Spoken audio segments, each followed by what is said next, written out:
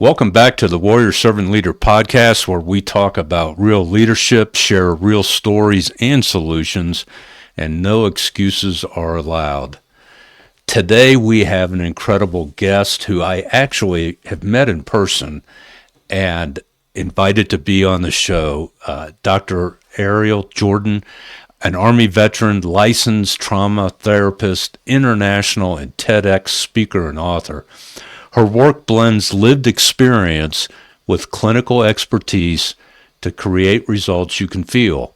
People that are grounded in strength, leaders that are leading with clarity, organizations where resilience and wellness truly take root. After meeting and hearing Dr. Jordan in person on the TEDx stage, I can truly say this. At the heart of it all, Dr. Jordan's mission is simple and soulful. She helps people live well and find joy again, and she helps organizations rise by creating cultures where both performance and people thrive. We are going to have an incredible conversation today. Dr. Jordan, welcome to the Warrior Servant Leader podcast. Thank you for that warm welcome. So, we got to jump in. There's so much we have some things in common we're going to talk about, and there's just so much our audience needs to hear about your journey and your mission and vision. So, from the Army to PhD and the international stage, what's the rest of that story? How'd you get to where we are sitting here today? Yeah. Oh my goodness. So much. So much. Well, I guess I'll start with like in high school, I had graduated when I was 16. So my thought process was of a 16-year-old. So what do, when you're finished? And I think at that time I was working at McDonald's or something like that. And so I was just like, well, what else is there? And I wanted to leave my small town that I'm from. So I went to the recruiter's office and I was like, how soon can I leave? And so we talked. I had taken the ASVAT, not with no plans of going to the military, but it got me out of class one day. So I was like, I'm gonna take this test. But I ended up doing well. So when I went to the recruiters, they're like, oh, which job do you want? You have options. And so I was like, okay, I guess I'm doing this. And I did at age 17. So it was very early that I made that decision. And then after that, I was like, well, I have the benefits. I should do college too. And that's where the journey kind of started as far as like college. It was not a straight line though. Like it was very much here and there. But when I finally got it together, was after my daughter passed away. I had received my associates in business, and after that tremendous loss, I was curious of how people live life after dealing with something so sad. Mm-hmm. And I was like, well, maybe I should study psychology. And she was the spark to me learning more about how the brain heals. And shortly after my dad passed away too. So it was like my daughter, 2 months later, my dad, then also a divorce process. So it was like grief, grief, grief all year. And then I finally started a psychology program. I moved to school so I could have a fresh start. And I fell in love with psychology and learning how the brain heals. Then I realized you can't do much with a bachelor's degree in psychology. So you need a master's degree. So I worked in substance abuse, helping people get off of heroin at a methadone clinic. And I worked there for a couple years while I finished my master's degree. And then I got hired at Walter Reed, and I realized I love working with my vets. So being an Army vet and also working with active duty, where my passion came from as far as like the trauma work. Mm-hmm. And um, after that, working for another group practice, then that led to me starting my own practice. And while I was doing all of that, I was also getting my PhD. So it was a lot all in, over the years, but so worth it. Oh man, what a journey! Yeah. And having heard your TEDx Mhm. presentation, and we got to meet and talk afterwards. Yeah. I know one of the things that you've done, and you're just waiting for the piece of paper. It's all, you're all done with it, but you actually trademarked what your, and I believe it's your thesis. Part of it was grief intelligence. Yeah, we know about emotional intelligence. We know about IQ and all this kind of stuff. But you have actually dived deep into the lived experience of grief, and then the formal study of how that brain works and processes grief. Tell us a little bit about that, because you were just telling me before we came on the air, Yeah. your grandmother passed away a few months ago. Is it today's her 103rd birthday?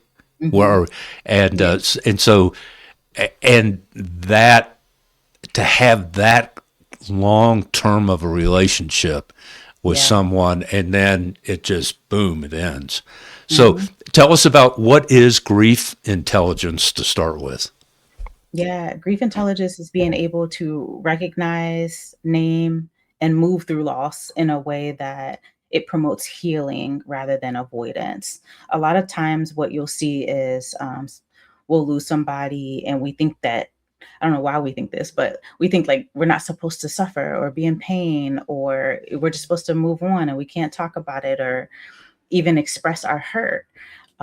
So I see a lot of people just like trying to just move on from it. And it's like we're resilient, so we can do that. But also it's going to sneak back up on you at some point. We cannot just put it away and never come back to it. And so grief intelligence is just knowing that, like, oh, I'm actually hurting today. Um, Man. And even I encounter this a lot, thinking about my daughter, because she was almost 2 and she had a congenital heart disease. And so I know in my heart that I did everything I possibly could, but I still miss her. And so even though it's been 12 years, there's still hard days. And when I encounter a hard day, there's so many mixed emotions. It's like I'm annoyed because it's been 12 years and I'm still having hard days. And also, I'm like grateful because I did have her for almost 2 years. And she also is the spark behind why I do everything I do. I try to incorporate her, to keep her alive and, in memory. So it's a lot of complexities that come with loss. As far as my grandmother, just reflecting back, 103 is a long time, and she became like this permanent fixture. You just always thought she was just going to be there. And I mean, even at 102, she's still witty. She was still witty. I remember her telling my boyfriend, "You better treat her good," and and he was like, "I plan to." So she just would make comments like that. And I was like, wow, even at 102, she's still looking out for me, trying to make sure that I'm good to go. And I just, when I visited my daughter's grave, I was telling you that I put spring flowers there, and just seeing that my nanny's grave was fresh, it was like, whoa. I forgot she was even here. I was at the funeral and everything, read the obituary, but it was just like, whoa, yeah, it's still, this is a reality that we live, and we have to accept it, and our brain accepts it in chunks, a little bit Mhm. at a time, over and over again. Now, when you deal with child loss, it's a little bit different. It's every birthday, every death date, every milestone, and so it continues to hurt along the timeline. So I have discovered that. And, I try to share that with people and normalize that it's not all sunshine and roses. Like, we Yeah. are going to hurt sometimes.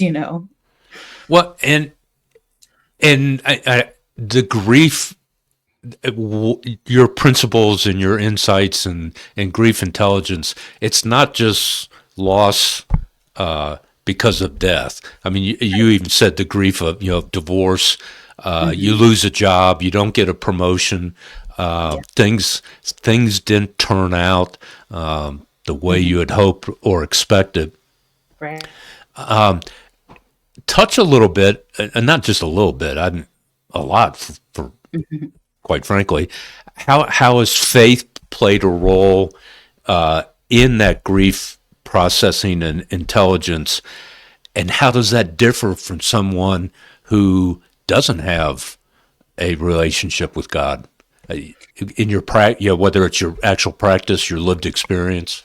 Yeah, I think for myself, faith has played a huge role as far as just getting to the next day. Like, Mm-hmm. I would be in so much pain, but also something would get me up in the morning, and something would lead me to eat. And I can only give credit to a higher power because I don't know how I got through that or how the pieces, like, somehow the suffering could have been worse, but it wasn't. Mm-hmm. I don't know how to describe it, but I'm like, God was there. He had to be. He had to. It reminds me of the footprints poem or writing Uh-huh. where, yeah, at the end he's like, you had me walking by myself, and he was like, no, I was carrying Carrying you. you. Yeah. And so that's how I feel. I felt like, maybe I felt isolated, like no one gets it or no one's been through this much pain. Some of my friends wanted me to be who I used to be, and you just can't after that. Yeah. And so that's what I felt like. I felt like I was carried. I do work with people who have different religions, different faiths, and I also spent some time traveling too, just to learn about what other people do when they grieve. And I learned two of the like bigger things that I learned, I think, was when I was in Bali. They they cremate everybody, so there's no like funeral, and then it's like a celebration. It's not like a sad time; it's more like a Mm-hmm. party. So I found that fascinating that, like, you just know all your life that you're gonna be cremated, and at the end of it, it's gonna be a celebration. So I found that fascinating. And then, when I was in South Korea, they were talking about, like, preparing food for the ancestors who have went on. I was Mm-hmm. like, huh, like, keeping their recipes and stuff like that. So I was just like, wow, there's so many different ways that we do it. But I do see the thread of faith throughout all of it. The people that do not have faith or do not believe in a higher power, I haven't really come across someone like that did not find faith, if that makes sense. Yeah. Yeah. Yeah. What they call that in time of war? Foxhole. Yeah. You're come to Jesus, Mhm. meeting kind of deal. And coming out of the military, and I know it's the same way in law enforcement, that Mhm. we have this, and this is kind of a little segue into I want to ask you about because you're a big advocate of it, Mhm. but that that myth, that lie that we hear of "suck it up, Buttercup," and Yeah. and pull yourself up by your bootstraps, Yeah. or I call it, sometimes I would call it the Irish way. We were famous. People think the Irish are pretty stoic at Mhm. times, and there's some degree of stoicism, I guess, in there, but it's really rooted in this: ignore it long enough and maybe it'll go away. And so you're not Yeah. we grow up not processing Yeah. emotions and things because it's not the Irish way. Or my kids actually named it after me. It was the Pat Welsh way, and it took me a long time and I'm talking only in the last several years Mhm. to get out of that mindset of "suck it up, Buttercup," and just ignore it and it will Yeah. be replaced or it'll go away type deal. How, and this is the segue, Mhm. in law enforcement, the officer involved shootings and the amount of death you Mhm. see, not, even if it's not caused by you, that's not an officer involved shooting, but I've been on hundreds of homicides, death Yeah. scenes, and stuff. And we train. I don't know. Do we train our brains to just block it out? And then I know you are a big advocate of EMDR, and Mhm. so kind of the how to. You say we Yeah. do things in chunks. How do we do that? Like, and how does EMDR or other tools people can utilize to process grief, whether it's death or you know some other thing that causes you to grieve. Yeah. I think, I mean, you hit on a lot there, especially like military law enforcement, first responders, you name it. There's something in us, and I think it's probably embedded in our training where we do just keep going. And it's like, okay, yeah, but mission first. We got to complete the Hmm. mission. So we compartmentalize. We're like, okay, this is going to go here, and I'm going to keep going, and I'm going to complete the mission, and whatever else happens happens.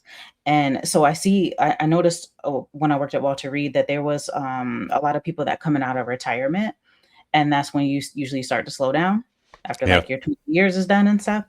And they're wondering, why is all this happening to me now? I've been through combat, I've done this, I've done that, and I was fine or okay, and then now I'm crying when I don't want to, and just like feeling all these things. And it's because it's going to catch up to you at some point. We can only do that for so long. It will show up in your life in other ways. And so I think also for myself, because when my daughter passed, my dad also had lung cancer. He was in Vietnam, so Agent Orange had equated to lung cancer for him. And so I just moved on to the next thing. I was like, let me make sure he gets to his appointments. Let me, be by his side. And I'm grateful that I was able to do that, but I also see how it was just moving on to the next thing. And then when I lost him, I was like, whoa, what do I do with myself? And I'm like, well, they say you should go to therapy. Let me go to the VA and let's see if they can get me in. And my therapist, I think she meant well. I'll preference it with that. But she started to talk about the loss of her husband, and it it didn't hit right. I'm like, I lost my kid, and my father. It does not equate to that. But so I think she was trying to relate, but the way I took it at that time was, you're not listening to me. You Hmm. don't get it. Just like everybody else, you don't get it.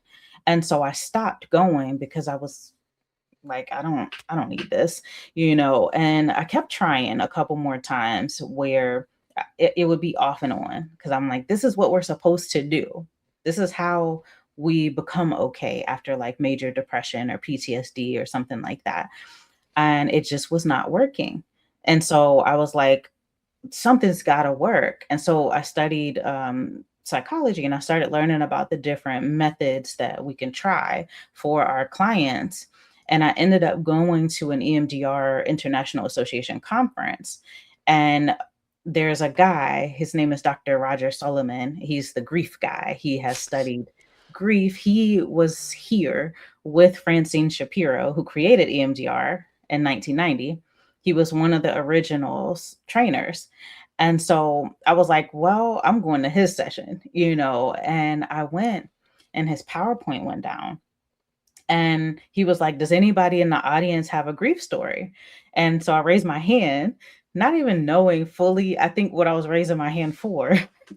And so I went on stage and did a live processing. So he's doing the eye movement, Hmm. and I'm following, and we're talking, and he sets it up and does all the things that we need to do. And I realized in that moment that the narrative was I was a failure because my daughter died. Hmm. It's not true, but my brain is telling me that. I know I did everything I could, but it's like it was a disconnect. And after doing that, my brain is showing myself evidence of all the things that I did while she was here, and how I tried to help, and I did everything I could. And so at the end of that, I realized in my brain and in my body that I did everything I could. And that's when a therapy finally helped for me. And so I was like, I got to get trained in this. Everybody's going to try this. And so there are other modalities too, but that one is my favorite because it will expose things that you didn't even know was there in a healthy way, like in a way that it leads to healing. It's painful to go through it, but you're already in pain anyway. So like if it's painful to go through it and it makes it better, let's do Yeah. that, and so that's how I got, involved with it. And then now I actually speak at that conference. I have for it'll be my second year this year. Oh, wow. And Mhm. I have I mean, we're not close personal friends, but the first person that I ever met Mm-hmm. or interacted with, we've actually never met in person, but we've stayed in touch, is T. Cooper Smith. And he wrote a book about he was a LAPD and SWAT guy, the the tough guy and all that, and Mm-hmm. he shared his experience, and he spiraled out of control kind of Mm-hmm. deal. Things were definitely going south emotionally, relationship wise, and whatnot. And he Yeah. credits EMDR with literally saving his life and his marriage, and and he kind of explained it best to me as it was a process where he actually closed the loop. That yeah, in remembering things, he would hit a point where he would emotionally and psychologically and everything just shut down, and I don't want to remember. Mm-hmm. And and he goes, what EMDR did for him was it. He got to that point where he saw all the things that he didn't even know he remembered, Yep. and all that, and that was recovery for him. And I think it's the work you guys are doing that is actually I think it's still in a transformation process, but going from post traumatic stress disorder to no, it's an injury Mm-hmm. that you can recover from, not a disorder that you're going to always have. And Yeah.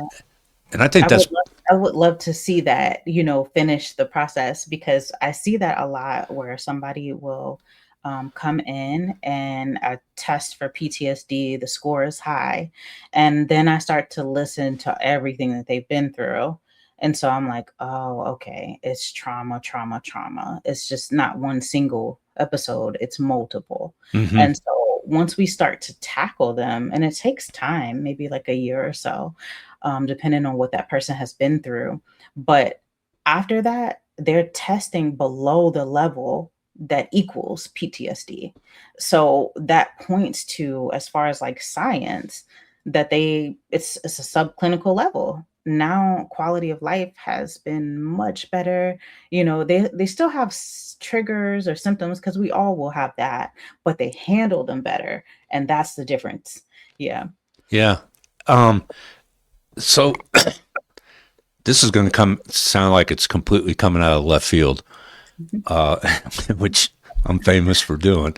It's like I tell people I'm an Irish setter. I know it's supposed to be a golden retriever, but I'm Irish. It's an Irish setter in the backyard, and a squirrel runs across the yard, and boom, off it goes. Happens to the And best. yeah, and so I just had a squirrel moment. What research, if any, is out there? And this is, like I said, it's coming out of left field. Mhm. The grief intelligence and processing, what's that look like for someone who's had a TBI or a series of TBIs? Yeah. That and I had one in second grade. I fractured my skull, coma, last rites, the whole shooting match, Oh, wow. and I cannot remember and visualize picture Mhm. past events. I mean, I was at the birth of all five kids. I can't physically remember it up here and picture it. Yeah. Is there any research out there of people that have that type of, technically it's a disability, Mhm. that when it comes to processing grief, Mhm. they may not have the ability to close loops because they can't picture because what they're talking about. They can just remember it, Yeah. yeah, but not. They can remember the emotion, I guess. I've treated people with TBI before that don't have the picture, and sometimes the picture isn't what matters the most. It's how it made you feel, or the narrative or story that you've put with it. So you might not need the picture, Hmm. if that's how it presents for you. You can maybe not have the picture because that's how it affected you, but you can think about, well, what does that mean for me that I don't have the picture? Is it bothering me that I don't have the picture? Is it causing any distress? And that's what we want to work on, is the distress that it causes you rather than whether or not you have the picture. Because one of the things I loved about being at Walter Reed is they had a TBI clinic right there. Mm, So I didn't have to specialize in TBI. I could call them and say, hey, I'm treating this person. I need to know a little bit more about them. Is it mild, moderate, severe? What all does it affect? Does it affect motor skills? Is it the memory or whatever? So mm, my job as a clinician was just to learn about it, like as much as I could about this particular person right in front of me. And then I would begin to form our treatment plan. Like, okay, so this person maybe gets dizzy if we do the eye movement. So we're not going to mm. do that. We're Yeah. going to do the tapping or the buzzies that vibrate in each hand. So I would tweak the treatment plan for them, and they would still see success. Well, um, again, squirrel just zipped across the backyard. Mhm. Where does, if at all, the psychedelic therapy play in treatment programs in processing Mhm. grief or or your grief is so bad that you fall into that, clinical depression Mhm. state. Um, yeah, what are your thoughts on, if any, or if it's like, Pat, it's none of your business, I really don't want to talk about it, you can tell No, me that. no, we're here to talk. Let's chat it up. Um, I think so. I'm not as familiar, like firsthand, with psychedelics, but I have been in different trainings, and also I see like more and more studies are coming out in favor of psychedelics. Attended a training last year or the year before, and they were talking about the use of ketamine with EMDR. And so I was curious because I never heard of that before, but it's like a little dose of it. And I guess putting it in the terms that I understand it in, it's like it removes the barrier to, like, you start therapy and you're like, I don't know about you. I'm Yeah. gonna give you just a little bit, but not tell you the whole story. I think it removes that. I think it's like, well, here's all my stuff, and now what do we do with it? So I think it helps facilitate that process, and it's not something that you have to do long term. So I am familiar with that one just because I listened to a training, but there's so many more. That's just a little tiny piece of it. And I also saw I follow DAV, their page on LinkedIn, the Disabled American Veterans Uh page. huh. And I saw that they're coming out with like more studies about psychedelics as well. And so is the VA. So I don't exactly know what that looks like, but I have seen it help a lot of people. So for Yeah. me, if they want to try that, I would just refer them out because that's not my area of specialty. But I would, if it helps you, I would say go try it, especially under a physician. Oh, yeah, yeah. The recreational, it's kind of like you don't want to jump into this like it's WebMD or something, and you're doing Oh, self-diagnosis, and or you'll see people yeah. just as, again, another squirrel went flying by. Mhm, The people that suffer from morbid obesity will mhm, try everything mhm. that they see, every ad, every whatever, Yeah. because it, like, what do they call it, throwing spaghetti on the wall and see what sticks.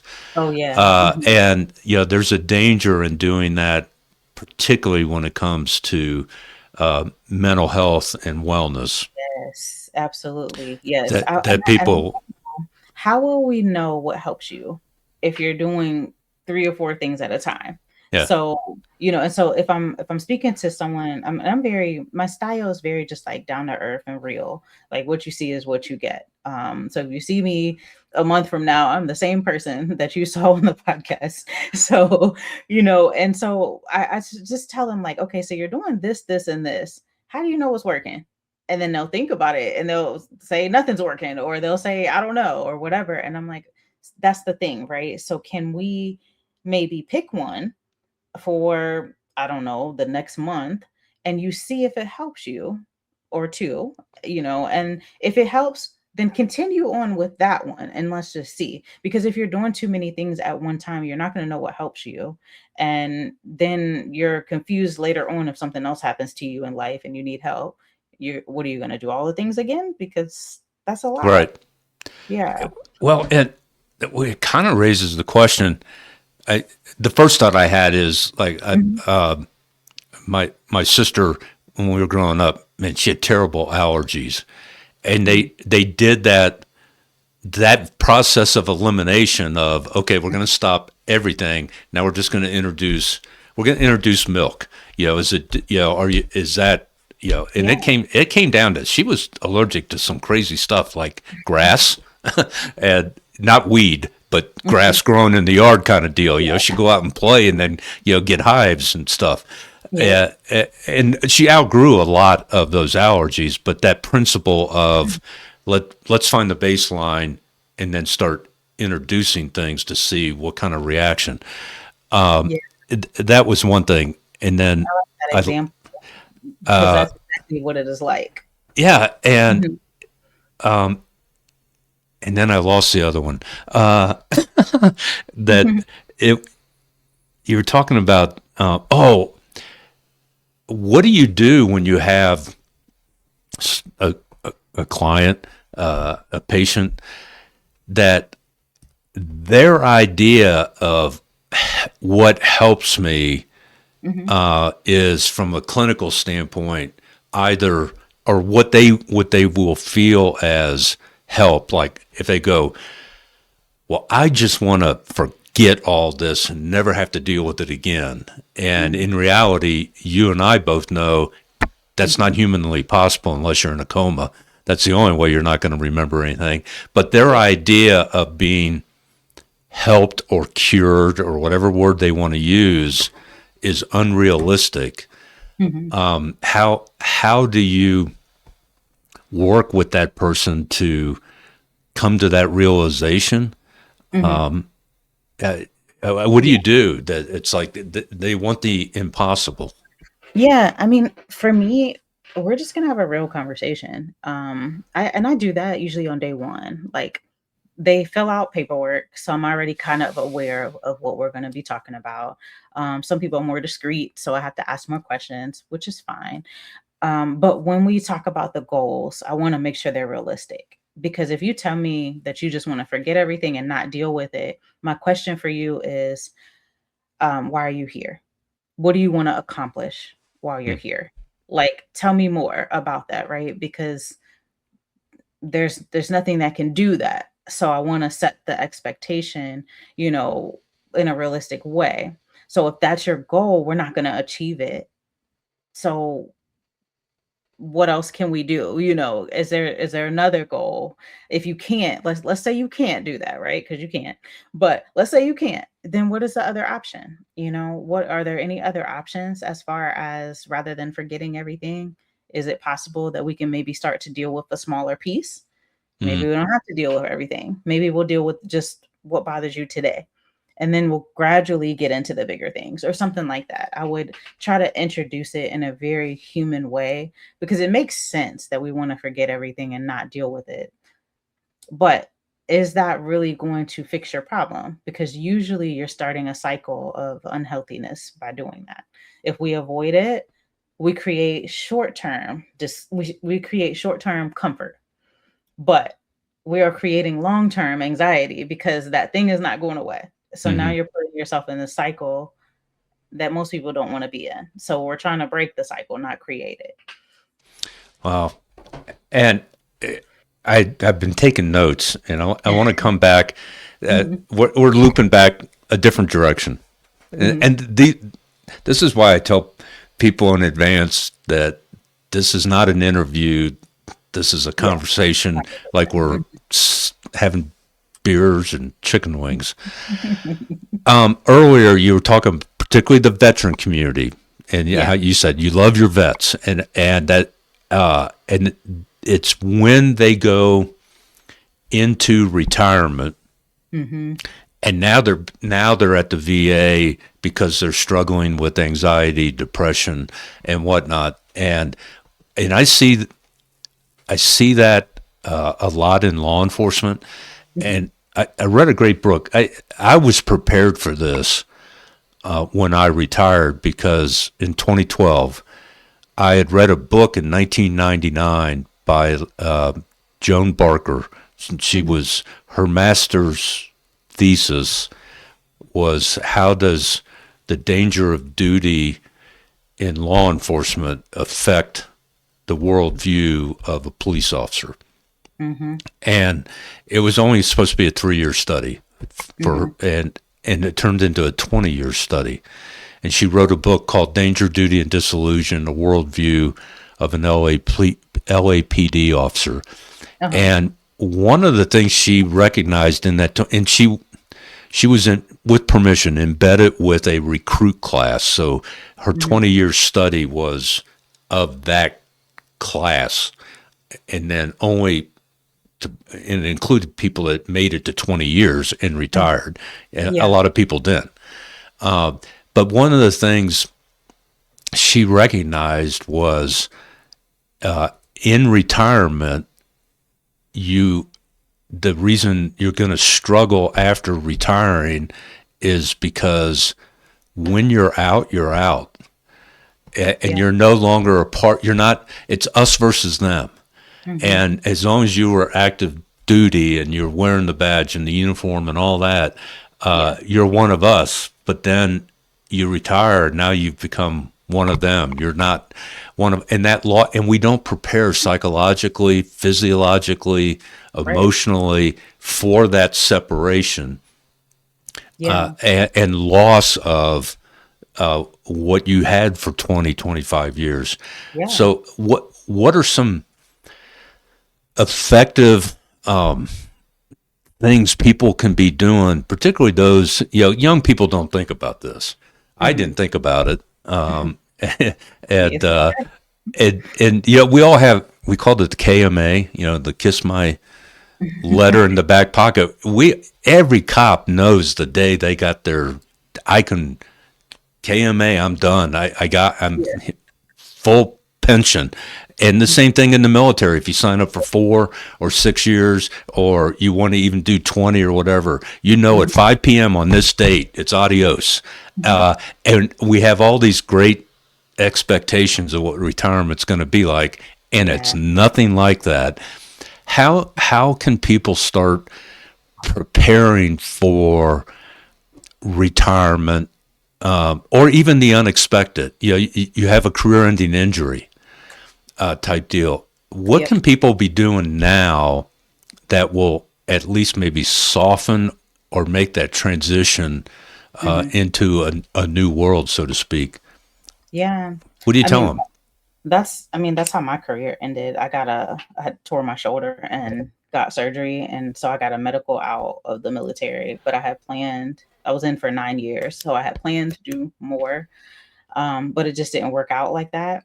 And so that leads me back to another grief, right? I'd never planned to do that. And so now what? So I think, sometimes you can plan for it if you know, like at 20 years, I'm going to retire. Um, but also, how do you psychologically plan for it? I mean, I guess you do the best you can. There's transition programs and things like that. I don't think you can fully prepare for it though. Even if it's expected, I don't think you can fully prepare for it because you really don't know. Like, I've been this identity for this long, Mm-hmm. then now I'm not, and so it's a shift. You can think about it, you can try to have a plan for it, and some people can do a little bit better that way, but I don't think until you actually experience it, do you really know how it's gonna affect you.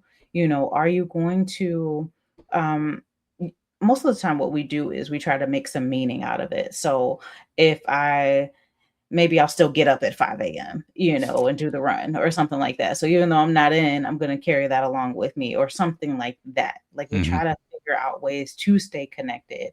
Or you have like for military, you have like VFW or VFW auxiliary or American Legions or stuff like that, where you're around people who feel like the same effects. They have all been through that thing. And so you don't feel like you're by yourself. So I think it's just the transition of one, I don't know how it's going to affect me until it affects me. And so now, am I noticing how it affects me? Am I more depressed? Do I need to be around people? Do I need to be around similar people like me? And create a community rather than sit at home and be isolated. Because a lot of times, what I hear is like the civilian world is different. It is different. And what are you going to do about those differences? How do we integrate life after service, or life after whatever job you're leaving? So I think it's just mindfulness, as far as like what to do. Be mindful of how it's affecting you when you get up in the morning. You may be extremely happy, like you said, KMA, you Yeah. may be extremely happy, right? But then, like a week or two later, you might start to realize, huh, I'm kind of sad. Like, I miss having something to do, and just like being really aware of yourself, I think is the first step, because if you notice it, you can do something about it. If you don't notice it and you're just on autopilot and you just keep going and you don't know what's wrong, it's harder to fix it. So if you notice it's, I miss being around people, then what communities can you get involved in? If you notice I miss having something to do, what do you want to do now? Like, you have to update, life for today rather than 20 years ago. So today, what can you create? It's the grounding in that present moment that really helps people move forward.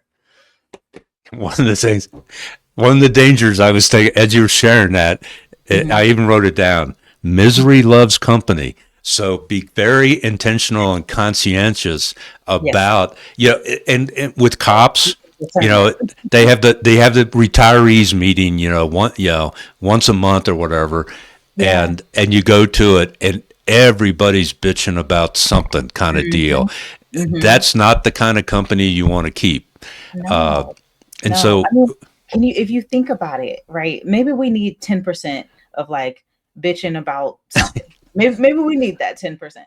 But I might need 80% of like people that are gonna push me into my entrepreneurship and grow me and make me learn about government contracting and whatever's gonna help and grow my business. So maybe I need like 80% of that. And but you have to craft it. yeah, We don't have to, like, okay, so maybe if I show up here, but if I realize that I don't feel good in that space, I have to realize it first. And then maybe I attend less of those, because it doesn't fill me up. Maybe it used to, because I was complaining too, yeah. but maybe not anymore. Maybe I've moved on. And so I think it's okay to just keep updating as we go. But yeah, Yeah, I isn't it for. funny how we we want, we expect, and we'll accept other people being authentic and being their real self, and don't be a BSer with me and all that kind of stuff.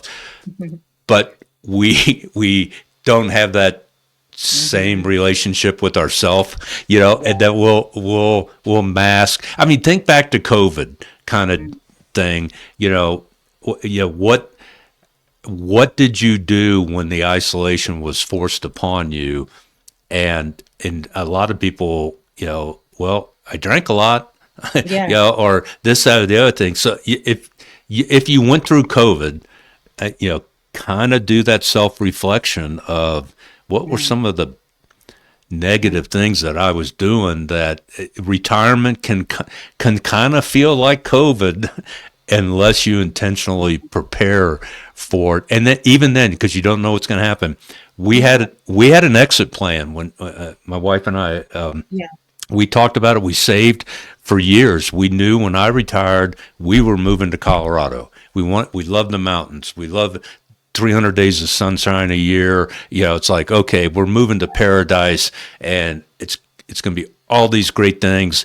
And we moved and we closed on the house, and the first couple we met in the neighborhood had come from the same city that we had lived in. The husband had gone to the same high school that some of our kids had gone to, and that officers that I worked with went to. So we're like, man, Wow. we got relationship. Yeah. This is rock and roll, and this is what retirement is about. And 6 weeks later, we went through the largest wildfire in the history of Colorado, and had $200,000 in damage to our house. Neighbors down 15 houses down the street died in the fire. The neighbor I talked about that we met that was from the same city, Mhm. they lost their house. It was, My goodness. and year and a half to rebuild. And the insurance company offered us $50,000 on a $200,000 claim, and they took us to arbitration, and our world just went from bells and whistles and roses to a, a septic tank. Yeah. and so if you don't have some intentionality Hmm. and you hit those obstacles, you can get into that fight, flight, or freeze Yeah. emotional response. Yeah. So this is fun.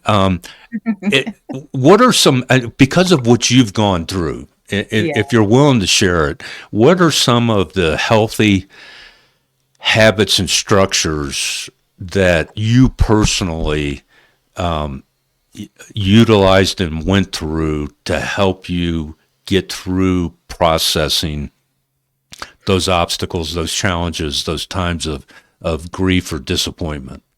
Yeah, I'm an avid journaler. I like cute journals, and like it doesn't have to be like a whole hour session or anything like that. Like literally, I could set a timer for 10 minutes and just dump it all out because I know I gotta get it out. So Mm-hmm.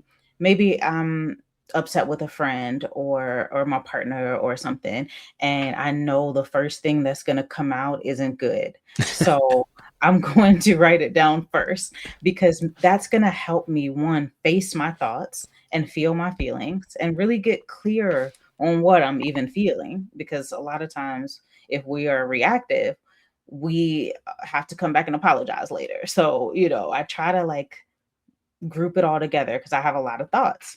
And then usually what happens is I can communicate much better. So that is a healthy thing that I like to do. I like to have quiet time too, like where it's mine. I can read my book.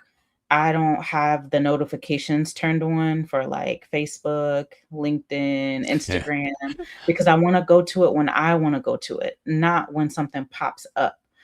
If I have them on, I see it pop up and yeah, I got to check it.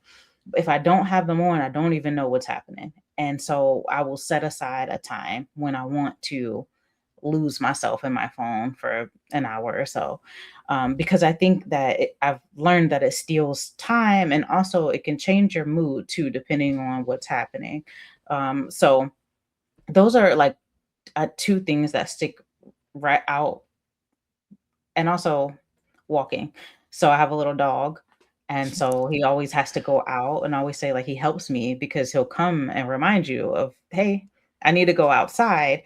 And so sometimes that's helpful for me because, when I was practicing my TEDx, that's when I would practice. I would be like, "Okay, we're gonna take a longer walk. I'm gonna go through my talk," and I had to go through it over and over and over Yeah. again. So why not? This is a perfect time. It's beautiful out. I'm looking at the animals and I'm going over my talk, Yeah. and so moving your body is the one of the greater things that we can do for our mental health, as far as like going to the gym or just taking a walk. That if nothing else, do that, as far as like something physical. But we also need like creativity and connection and things like that. So you have to create that for yourself as well. So that's what I found that really helps me even on days when like it's a harder day. I acknowledge that it's a harder day, and then maybe I'll push through work cuz I got to pay my bills. But after that, I think it's like more like a sick day to where I'm gonna like be in my bed and maybe I'll have my book and make myself some tea or something like that, but I'm not doing nothing else. I don't want to, and so usually I feel better after just taking that space. So whatever works, we kind of form our own plan. And then if we like it and it's healthy, then yeah, do more of that. Yeah. That's great. And I like the part where you talk about what works for you, and that Mhm. requires some effort on your part to intentionally, Yes. that, and then I'm going to change courses just a little bit. But I'm the same way. I don't have a little dog. I got a 95-pound German Shepherd Husky. Yeah, And that's what my dog thinks he is. yeah, well, I'm glad my dog doesn't think he's a lap dog. And but the routine is, and it's only with me. He does not do this with my wife when I'm traveling on the training circuit. Is he knows when I'm getting dressed in the morning, I take a shower, I know for a fact that he is going to come into that walk-in closet as soon as he realizes I'm putting on my shoes and socks, and then he just lays down and he stares at me, and he doesn't care what the weather's like outside. But this is our routine every day, but Sunday is we go out on a 20-minute walk, and he's command trained, so I don't have him on a leash, but I have a leash with me. But we live out in the country, so I'm not worried about it. Yeah. And I put in my AirPods, and I have an app on my phone. It's a Catholic app called Laudate. And every single day, I do the chaplet, the Rosary chaplet to St. Michael.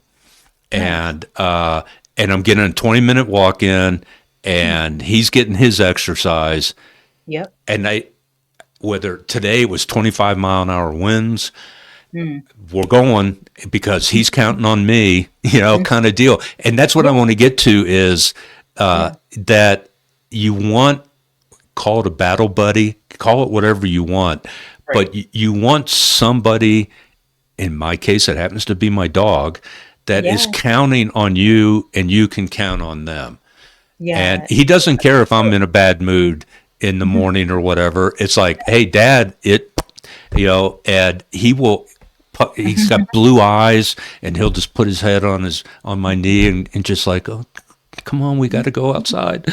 And he's counting on me, and then I'm counting on him because I have that that quiet time. Yeah. But that takes intentional action on our parts. It does.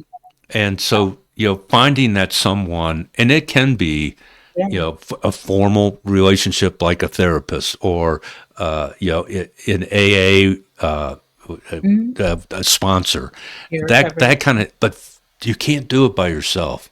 Yeah. Yeah. And that's the thing too. Like, I always tell people, especially if you've been in the service, like, your battle buddy y'all were chained to each other. I mean, you did not go to the bathroom by yourself. So why is it that when we get out, we think we're supposed to handle life's biggest challenges by ourselves? It doesn't make any sense. We need connection to heal. That is all throughout history, and so you can look back as far as you can go, but there was community, and that we will never not need community. Yeah.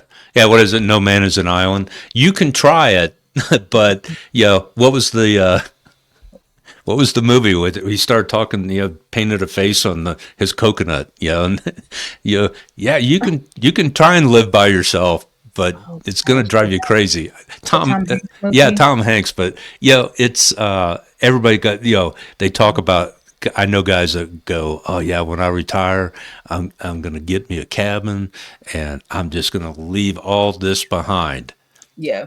I'll give you 6 months, and then you're going to be begging to come back. We need each other.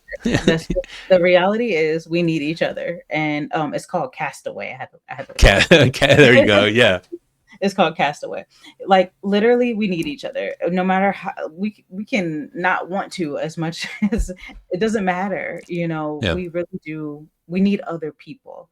That's really how we become our best self. Is when we learn from somebody, when we train, when we share our experiences, when we just have a meal together. Like, all of that counts. Yeah, and how eager we'll be to. What, you're right, it takes a village to raise a child. Yeah. And then when you're not a kid anymore, it's like, and you're an adult, and it's like, I actually wrote an article. I got 1,200 views of this thing, like in the first 15 minutes that it was published. This isn't bright. 1,200 views. I got like 1,100 hate mails, comments, and whatnot, because the article started. The title was "I effing hate people," Mhm, and it was in a law enforcement mhm, publication, online publication. I effing hate people, mhm. and the first three sentences kind of repeating that, and then sentence number one of paragraph two. If you really believe this, get out of this profession because you're getting other cops hurt or killed because of your attitude. And Yeah, and it's like this is that. not a profession to hate people. Right, and it's also not a profession that when you because oh, it's the thin blue line, and I get that. I was in it for nearly 30 years, Mhm. and we're a family and brothers and sisters and all that. Man, if you treated your real life blood relatives the way you treat one another on and off the job or after retirement, you come from a very dysfunctional family, and Mhm. and that when you leave, that you just genuinely hate people so much you don't want to be around them, you're going to really struggle. And I think in the veteran community, Yeah, both law enforcement and military, and even in law enforcement, more on active duty cops commit suicide than retired cops do. And mm, then the 22 a day in the veteran community, military veteran community, so much of that is driven by the loss of hope and isolation. yeah, And absolutely. I think that's one of the things that I really appreciate you for is having that passion and mission and vision to help the veteran community process as like I said in the beginning is to get your life back and live with joy. Yeah. So how can people reach out and talk with you directly or books or I mean anything? What's your best way to be reached? Well, my best way to be reached, I have one link, like links site.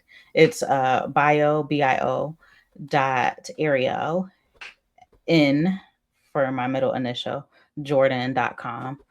And that houses everything, all of my social media, any EMDR trainings that I have coming up for therapists, my nonprofit that I just started this year that that is new. So I'm looking for like volunteers, people that want to get involved, because I want to be able to offer scholarships for people that maybe can't afford mental health care, that they still get it, and Mm-hmm. or do a workshop where I don't have to charge anybody to come because it's sponsored and things like that. So I had been doing that anyway, but I went ahead and made it official. And then my nonprofit is called the Jordan Effect because that's who sparked it, Jordan, my daughter.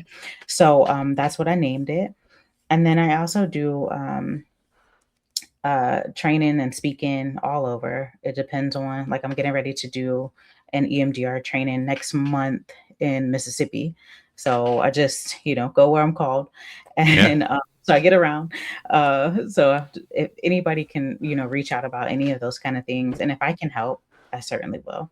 Awesome. And that's how we met. You came to Mhm. Colorado in Colorado Yeah, Springs, and exactly. so yeah, so awesome. Yeah, God is good, man, and I'm so glad we met and could get connected and get you on the show.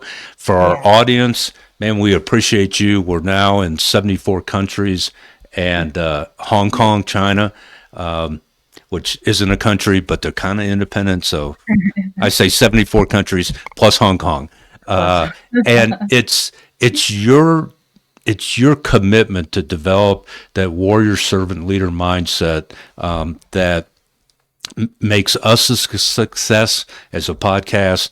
And Mhm. so we appreciate you so much and keep sharing the message with someone that needs to hear it. And Absolutely. if it resonated with you, to take some action on your part, reach out to Dr. Jordan, reach out to me, and if we can't help you, we will get you pointed in Mhm. the right direction that will. So Exactly. we love you all. Follow us on the Warrior Servant Leader Podcast.com. Our YouTube channel is the same name, the Warrior Warrior Servant Leader podcast, or follow me at Pat Welsh JD on all the social media outlets out there and LinkedIn. So until next week, we love you all, and end every episode with the same encouragement to you. Always, always, always strive to do the right thing at the right time, the right way, and for the right reasons, because that's what warriors, servants, and leaders do every day, every time. Love you all, and see you next week.